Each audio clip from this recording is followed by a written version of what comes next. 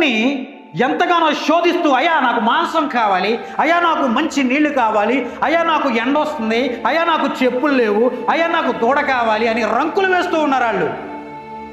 40 ఏళ్ళండి దేవుడు చెప్పులు అరగలేదు, ఆహారం వండుకోలేదు. ఆ పరిస్థితులు మనకుంటే ఎంత బాగుంటుంది చెప్పండి. రోజు మనం ఇంటికి వెళ్ళి ఏం చేయాలి? అంట్లతో వాళ్ళ బట్టలు ఉతకాలా, అన్ని పనులు చేసుకోవాలా, కుండలతో వాళ్ళ అన్నం కూరలు ఉండాలి, ఎంత పని ఉంటుంది ఇంట్లో.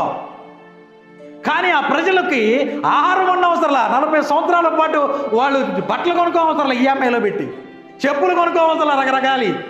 ఎంత భాగ్యం ఇచ్చినా ఏకాల మాసం ముక్క కావాలా, మాసం ముక్క కావాలా. అటువంటి సందర్భంలో దేవుడికి కోపం వచ్చేసింది. మోషే నువ్వు తప్పుకో, ఈ ప్రజలు ఎన్నాళ్ళ వరకు ఇంకాను ఈ అహంకారంలో బ్రతుకుతారు అన్నప్పుడు. ఎన్నో సంవత్సరాలుగా దేవుని మందిరానికి వచ్చి అనేక మేలులను పొందుకున్నావు.